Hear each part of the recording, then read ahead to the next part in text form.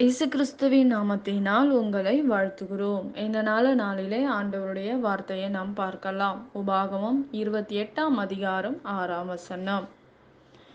நீ வருகையிலும் ஆசீர்வதிக்கப்பட்டிருப்பாய், நீ போகையிலும் ஆசீர்வதிக்கப்பட்டிருப்பாய். பிரியமானவர்களே, இந்த காலை வேளையில ஆண்டவர் உங்களோட பேசுகிற வார்த்தையை நாம் பார்க்கலாம். இன்றைக்கு ஆண்டவர் நீ வருகையிலும் ஆசீர்வதிக்கப்பட்டிருப்பாய்.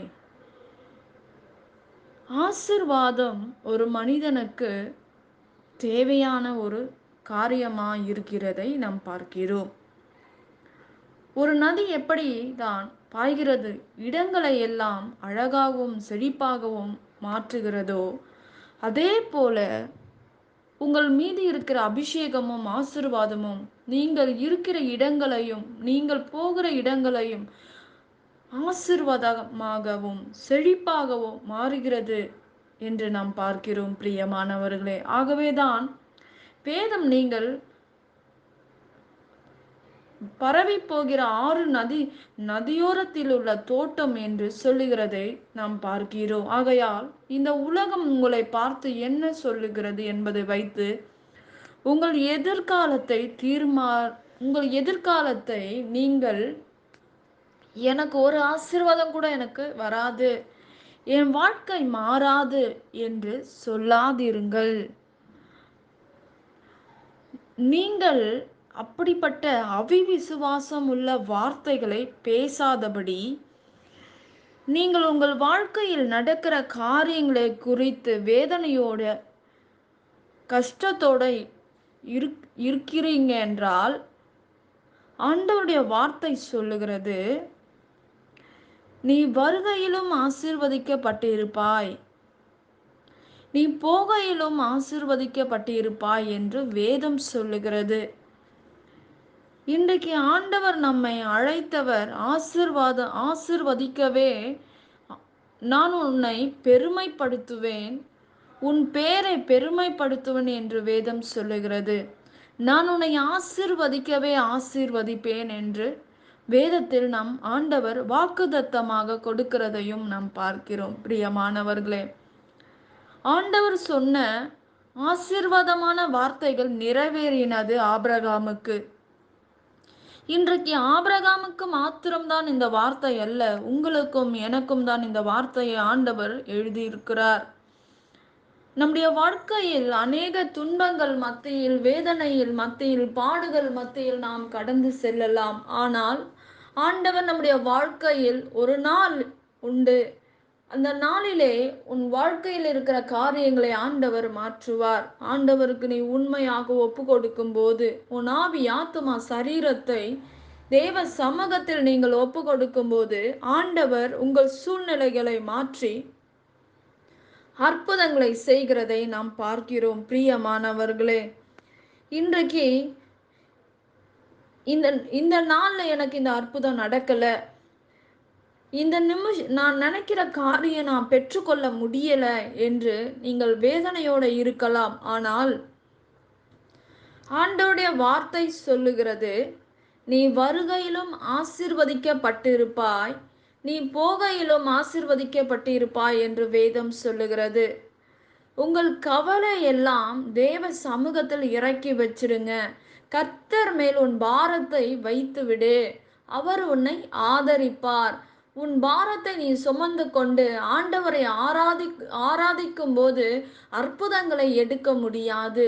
இன்றைக்கு உங்கள் வாழ்க்கையில் நடக்கிற காரியங்கள், உங்கள் துக்கம் வேதனை எல்லாம் நீங்க சுமக்க தேவையில்லை. உங்களை உருவாக்கின தேவனுடைய சமூகத்தில் உங்களுடைய எல்லா பாரத்தையும் வைத்து விடுங்க. அப்பொழுது ஆண்டவர் உங்களை உயர்த்துகிற தேவனாய் இருக்கிறார். நிச்சயமாக அவரை நம்பி இருக்கிற ஒரு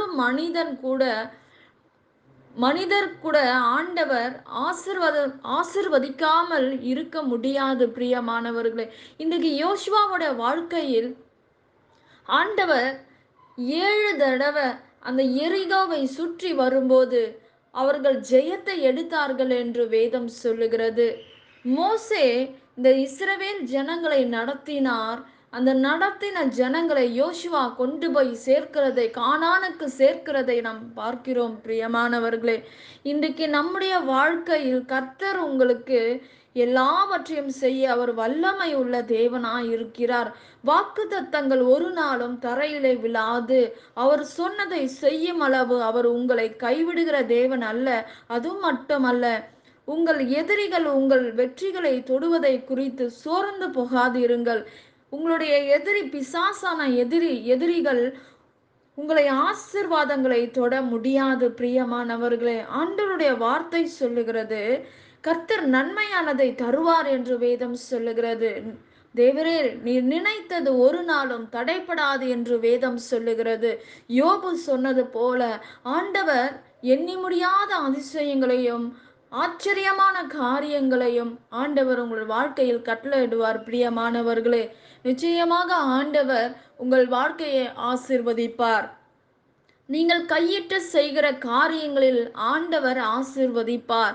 நீ வருகையிலும் ஆசீர்வதிக்கப்பட்டிருப்பாய், போகையிலும் ஆசீர்வதிக்கப்பட்டிருப்பாய் என்று வேதம் சொல்லுகிறது. நீங்கள் பரிசுத்தமாக விசுவாசத்தோடு உண்மையோடு ஆண்டவரை ஆராதிக்கும் போது சகலமும் நீங்கள் பெற்றுக்கொள்ள முடியும். நாம் ஜெபிக்கலாம். பரலோகத்தில் வாசமாய் இருக்கிற அன்பின் பிதாவே, உங்க நாமம் மகிமைப்படுவதாக, உங்க ராஜ்யம் வருவதாக. ராஜா, இந்த வேலையை உங்க கரத்துல ஒப்பு கொடுக்கிறோம்ப்பா. ஆண்டவரே, இந்த நாள்ல ஆண்டவரே, இந்த பிள்ளைகள் கேட்கிற எல்லா காரியங்களும் நீர் அறிந்திருக்கிறீங்க அப்பா. என்னென்ன விண்ணப்பங்கள் கேட்கிறாங்களோ அந்த விண்ணப்பத்துக்கு கர்த்தர் ஆமேன் என்று பதில் கொடுக்கும்படி நாங்கள் ஜெபிக்கிறோம்ப்பா. இயற்கைக்கு அப்பாற்பட்ட அதிசயமும் அற்புதமும் இந்த நாள்ல உங்க பிள்ளைகளோட வாழ்க்கையில நடக்கட்டும் அப்பா. என் தேவனுடைய கரத்துல சகலவற்றையும் ஒப்பு கொடுத்து நாங்கள் ஜெபிக்கிறோம். ராஜா, நீரே இறங்கி வருவீராக. ஆண்டவரே, இந்த நாள்ல எல்லா தேவைகள் சந்திக்கப்படுவதாகப்பா. உங்க கரத்துல இந்த வார்த்தையை ஒப்பு கொடுத்து நாங்க ஜெபிக்கிறோம்ப்பா. பெரிய காரியங்களை செய்து முடிப்பீராக ராஜா. தட்டைகளை மாற்றுங்க ஆண்டவரே. அப்பா, சரீர பிரகாரமா இருக்கிற எல்லா பலவீனங்களையும் மாற்றி போடுவீராக ராஜா. திருமண தடையை மாற்றி போடுவீராக அப்பா. அற்புதங்களை செய்யுங்க, அதிசயங்களை செய்யுங்க அப்பா. எல்லாவற்றையும் உங்க கரத்துல ஒப்பு கொடுக்கிறோம். நீரே மகிமைப்படுவீராக. இயேசுவின் நாமத்தில் வேண்டுகிறோம் எங்கள் ஜீவனுள்ள நல்ல பிதாவே, ஆமேன். கர்த்தர் தாமே உங்களை ஆசீர்வதிப்பாராக. ஆமேன்.